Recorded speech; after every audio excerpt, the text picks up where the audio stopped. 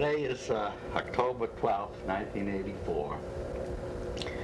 For years, I've been telling the children stories, bubbemeissers, Geschichtes, about the old days. Now, I'm not trying to keep this in any sequence or chronological order. I'm going to tell you these stories as they come up on different occasions. You asked me, what is a Geschichte?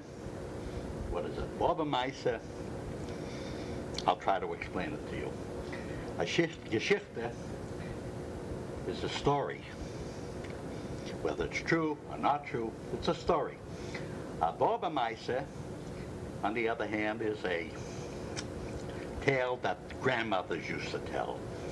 My mother, Oliver Schoen, used to say, "Das is a bluff or it's a Bubbemeisser." Around 1918, during the First World War, I recall people dying. I didn't realize at the time that there was a plague. I think it was the influenza plague, and I recall various funerals, people being taken out, taken to the different graves. At the time, I didn't realize what was happening. I do recall during that time, walking from where I lived on Walnut Street.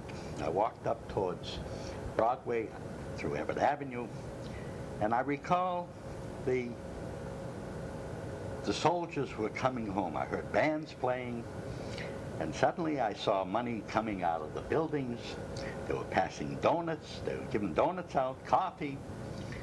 And I recall picking up the pennies and the coins from the street. And for years after that, I kept wondering why I never saw any more coins.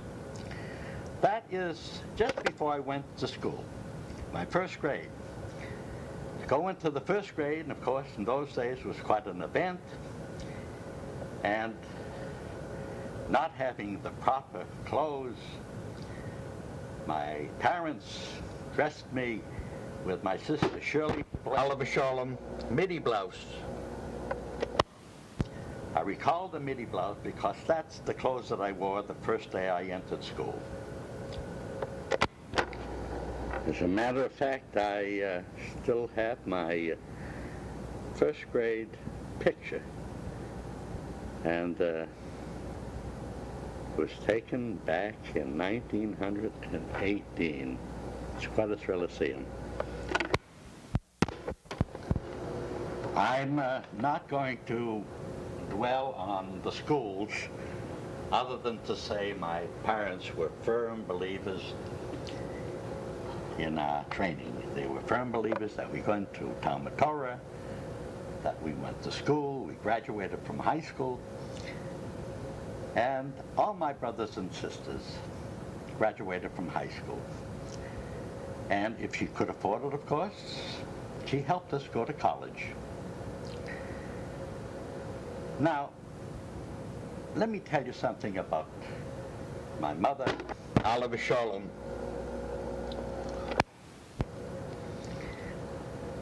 They came to this country soon after 1900. They came to this country. They moved to East Boston. That's where they started. They eventually moved to Chelsea, Mass. There was a fire in Chelsea, which was famous, known as the Chelsea Fire. In subsequent years, in the 1960s, I believe, there was another Chelsea Fire, but they came here during soon after the first Chelsea Fire, and soon after, I believe, there was the Chelsea Flood, which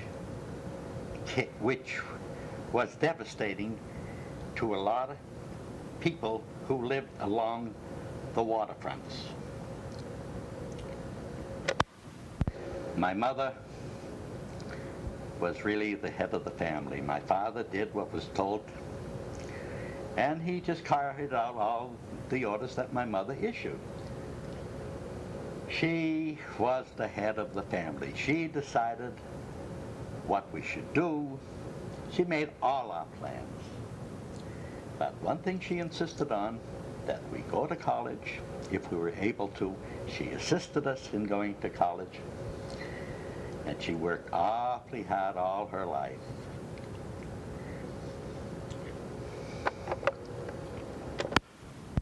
My mother was a wonderful woman, kind-hearted, a smart businesswoman. She had to be a smart businesswoman. There were 10 children. My father was in the fish business. He was a peddler. My father was a peddler. And they had a stand where they sold fish, they sold different vegetables on the corner of Arlington Street and 3rd Street in Chelsea, Massachusetts. That area there was known for its markets, and on a Saturday night and during the week, but especially on Saturday night, the place used to be packed with people coming there from all over the area to purchase their different fruits and vegetables. And as children, we used to help our parents on Fridays after college, after I'd have my classes at school. I used to come home early on a Friday. My mother would go home and prepare for Shabbos. And I would be at the stand selling the fish and disposing of whatever fish we could on Friday. Otherwise, you couldn't keep it over the weekend. We didn't have the facilities to freeze the fish and so forth. So that which was not sold had to be disposed of.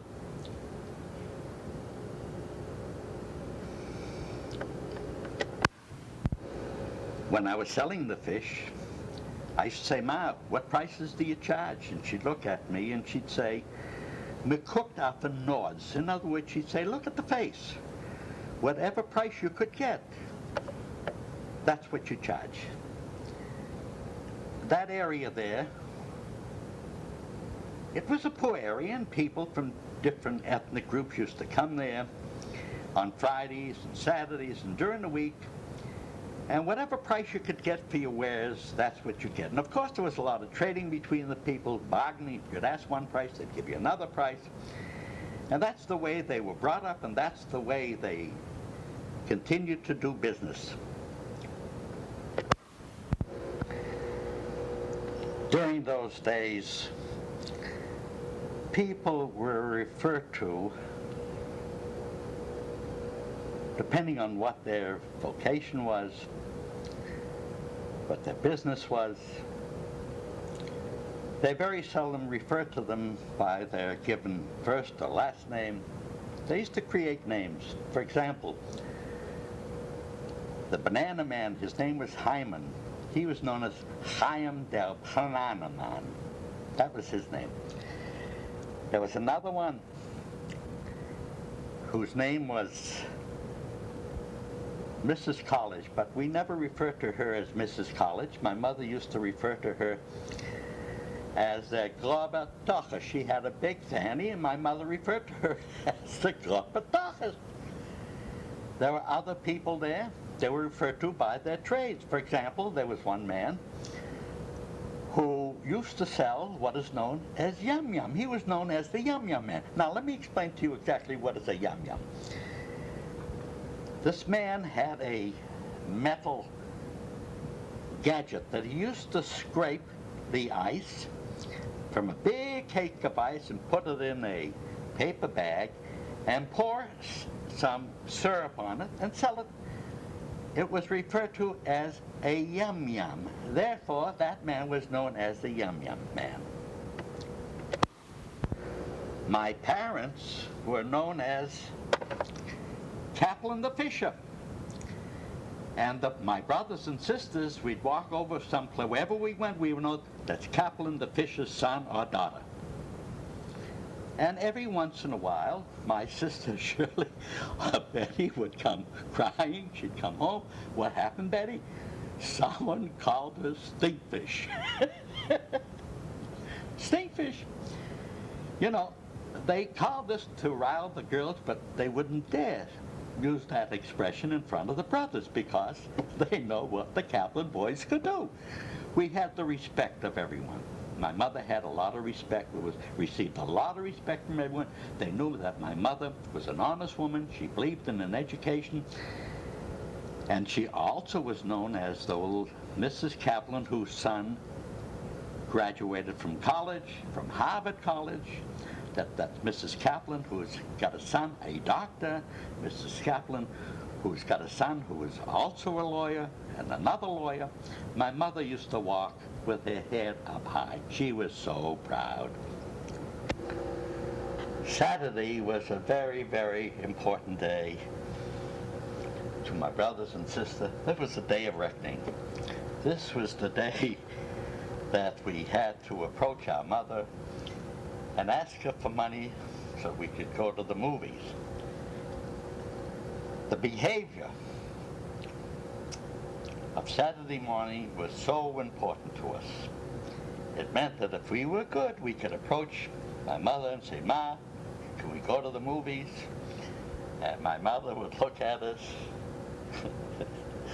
and say, and want to know whether we were good or bad. And she'd make us plead a little for the money. It didn't come easy. It didn't come easy. Finally, she would relent and hand out the money to my sister Betty, who would take us to the movies, and hand out 6 cents for the movies and 1 penny for a piece of candy. We felt so happy. We'd all march off to the movies, sit down, we'd watch the first show, and at the conclusion of the first show, the stage curtain would come down, and on the stage curtain was written the word asbestos. During the intermission, or prior to the showing, the second showing, Betty would pass out the sandwiches. Would be liver sandwiches, would be meat sandwiches, whatever sandwiches my mother prepared, that was the time we passed out the sandwiches. And then we'd go up and get a penny's worth of candy, come back, sit down, and watch the second show. Tom Mix, the cereal. We'd sit through the entire show. This was the days when we didn't have talkies, prior to the talkies, and all we had at the theater was a piano player. My brother Louie, of blessed memory, played the piano.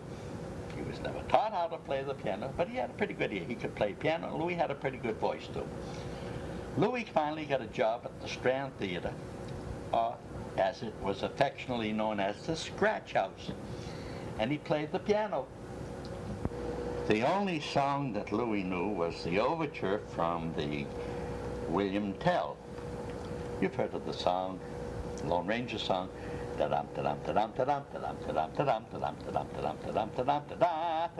matter whatever was on the screen, Louie played the same music all the time. The theater was that was one of the theaters we used to go to. Another theater we used to go to was the Gordon's Olympia. There was the Broadway Theater. And then there was another place that was known as the Chelsea Theater. That place used to have Sam Cohn's amateur acts. And each Thursday, Friday, I think it was on a Thursday, they used to have an amateur show. And Sam Cohn used to have the different amateurs from the city, or around the city, come in and perform. And if the players were not very good, he used to have a large hook which he used to extend all the way up to the middle stage, and that hook used to grab the performer around the waist and pull the people in.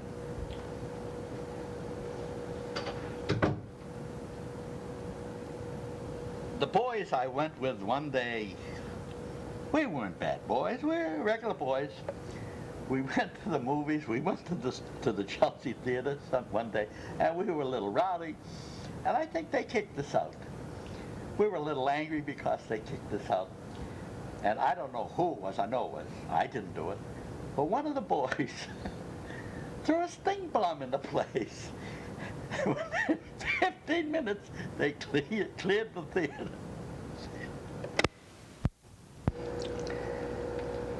These were the days of Prohibition. Wherever you went, you could always smell liquor. I don't know why, but there was a lot of illegal stills throughout the city. We had a basement in our home, and my mother was approached by some man, and he wanted to rent the basement. She didn't know why, he didn't tell her, she didn't ask. As long as he paid his rent, that's all she was interested in. After a while, we started to smell liquor. We smelled booze. We didn't know it was. And eventually we found out that they were making booze in our own basement. Well, as long as they were paying the rent, my mother didn't object. One day, the police raided the house. They didn't find anyone making the liquor. They found the still and everything. Who did they arrest? They arrested my father. My father didn't want to say who it was, so he was arrested, and eventually he was fined. Now, wherever you went, there were bootleggers. As a matter of fact, I worked with my cousin, Hickey. I'll tell you later about Hickey. But Hickey had some friends there who were also in the liquor business. They were moonshiners. And Hickey, every once in a while, would be asked to deliver some of the liquor. They were in 5-gallon tin cans, and I would go with Hickey many, many times, and we'd go to this speakeasy, go to that speakeasy, and deliver the liquor. My brother Louie, I recall, once bought a 5-gallon can of liquor, and he proceeded to fill pint bottles with liquor. What Louie would do, he'd go out on the street, and wherever there was a drunk, he used to sell the liquor. This went on for many, many years, until finally, in 1947, when am I talking 1947? Around 1937 or 38, when Roosevelt first went in, they repealed the 17th Amendment. That was the end of the moonshine days. Let's talk about the family now. This was in the 20s. As I said before, we were 5 brothers, 5 sisters. My parents were constantly working to make a living. And we were more or less on our own. We used to go out to the stand where my mother was. We'd get some fish, we'd bring it in the house, and we'd prepare the fish, we'd cook the fish, and that's the way we lived. We always had something to eat. We never wanted for food or for clothing. My mother and father were good providers. Those days, people spoke Jewish. We used to talk to my mother in Jewish, and many times we talked to them in English, and we'd insist that they talk back to us in English, but they continued to talk Jewish, and we learned how to speak Yiddish. We used to learn how to speak Yiddish for years. My children would say to me, Nancy and Brenda would say, how come you never taught us to speak Yiddish? It's difficult to teach Yiddish. You have to live with it. Now, my brothers and sisters, everyone's name was ended in a ke. That's the way my mother used to refer to them. For example, Borke, Sorke, Breinke, Leibke, Hinke, Saike, Elke, Rufke, Leke, and Chafke. You figure it out. You've tried to figure out who the names were. Even our friends were referred to by their Jewish names. So in other words, you'd see Shlomi on the street, Shmulki on the street, Label on the street. Everyone was referred to by their Jewish name. And for years, people were referred to me as Psyche, Chatker, other names. Many, many years later, I'd meet someone on the street that I haven't seen for 20 or 30 years, and immediately he would refer to me by my Jewish name. Now, my brothers and sisters had a good life. It was a hard life. But in comparison to many others, we had a fairly good life. My brothers and sisters all attended the different schools, as I mentioned before. They all went to high school. Some of us went to college.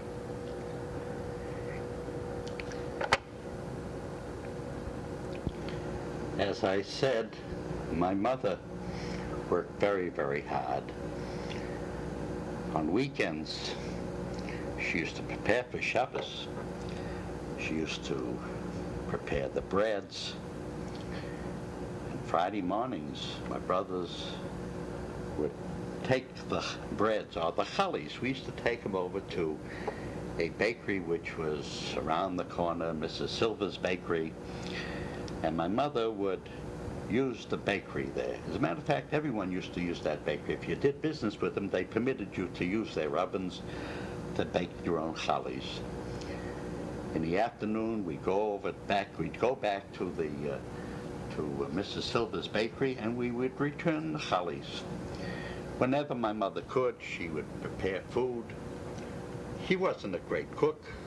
After all, there were 10 kids, and it was a lot of work. I remember that she used to make gefilte fish on the weekend. We had to prepare the horseradish. We'd go out on the porch and we'd grate the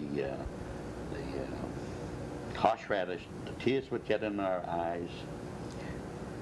And my mother would prepare the fish. And between the horseradish and the fish, it was like having an atomic bomb in your stomach.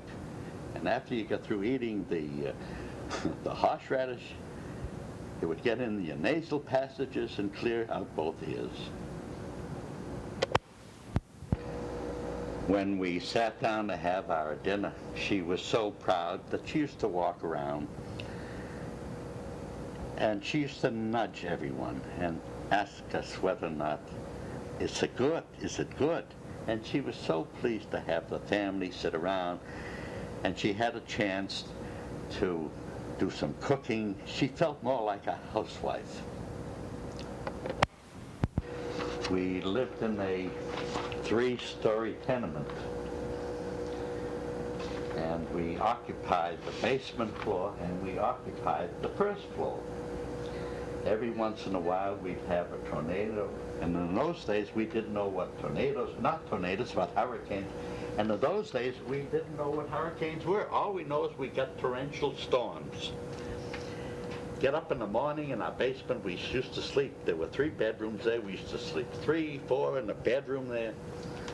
We'd get up in the morning and the basement floor would be covered with a foot of water. And it would take all day long before we could drain the water out of the house. Eventually the wooden floors would warp. So it meant that we had to remove the flooring. My father, carpenters had to come in. They would remove the flooring and straighten out everything else. Eventually, my mother put a cement pier around the house so that it prevented the water from seeping in there. The girls were getting bigger now, and we had to have more room.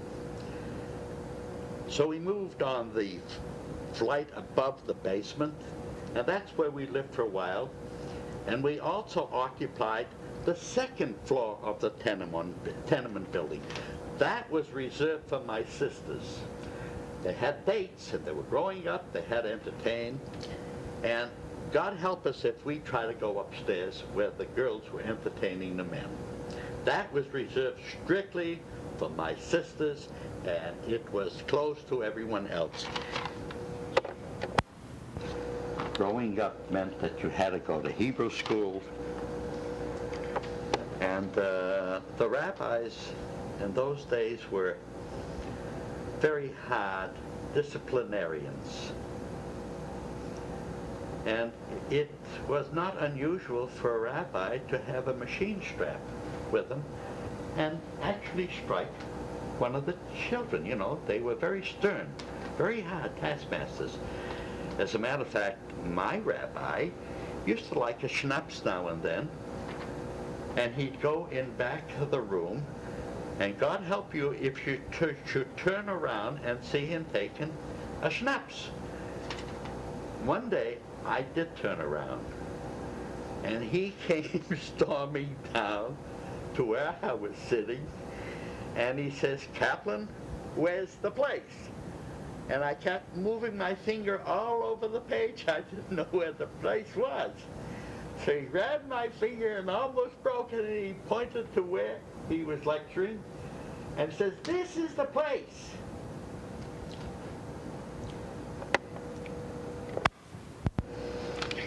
If you were ever sent home from a school because of some misconduct, you not only got a beating from the principal at school, but when you got home, you got another beating from your father. That never happened to me. I do recall one instance. I don't know exactly what happened, but this was at Hebrew school. And the rabbi kicked me out. I don't know what I did. He kicked me out. And as I was walking down the street, I was in a bad mood at the time, I came across a fellow who used to taunt me for years. His name was Kelly. And Kelly I used to avoid like the plague. Kelly did something, and the next moment I was running after Kelly. I wanted to beat him up, and Kelly saw that I was infuriated. Kelly ran into his house, and after that, Kelly never bothered me. Oh yes, there was one additional fight. I was walking down Walnut Street one day, and some of the Polish boys, Italian boys, Jewish boys, we all lived in the same neighborhood. There was one Polish bully there. Always used to like to fight. So as I was walking down the street, he picked the fight with me. I didn't want to fight. I wanted to go home. And he insisted on fighting me. So I said to him, "Okay, you want to fight? We'll fight. Take off your jacket." And as he was taking his jacket off, when he got halfway down his arms, I lit into him and I gave him a few zetzes and I took off. Now let's talk about Hickey. Hickey was my cousin. We were very good friends. Hickey and I, we used to go on dates together. Different places we went for many, many years until eventually when I went off to college, I had very little to do with Hickey. I used to see him on occasions. Hickey, as I remember, was driving cars when he was 10 years of age. And when he reached the age of 13, Hickey was already giving lessons before he had his license. As a matter of fact, he used to take the boys up to the registry of motor vehicles, and he'd help them get their license. As a matter of fact, that's the way I got mine. He said to me, "Si, you want to go up and get your license? You know how to drive?" I said, "Sure, come on, let's go." I went up there, and I got my license. It was quite an eventful day. Hickey, the family, the Hickey Minsky, that was his name, they owned a bottling company. They used to make soda, seltzer, and they used to bottle everything, prepare their own syrups. And I used to help them in the place there many times. I used to help wash bottles. I used to help them deliver the soda. I used to look for flies in the bottles. Of course, flies was a very, very common thing in those days, especially in the summer. The Minskys, Hickey's brother, they specialized in a ginger ale, and they called it Nassau, as Nassau Islands, Nassau Pale Dry Ginger Ale. And I used to say to Hickey, I said, "Hickey, here it is wintertime, there aren't any flies around. How come there's flies in your soda?" He would just shrug his shoulders and didn't say anything. One more story about Hickey. We were on our way to the Williams School. There was some game or something, I don't recall what it was. And when we got to the school, we had to pay some sort of a fee to get into the place, and we didn't have any money, and of course we tried to get in there. But there was one fellow who was blocking our way. He was called Blackie. Blackie was a pretty big fellow. He wasn't black, he was a dark complected fellow, and we called him Blackie. And Hickey insisted on going in, and Blackie said, "You're not going to go in." The next thing you know, there was a fight between Hickey and Blackie.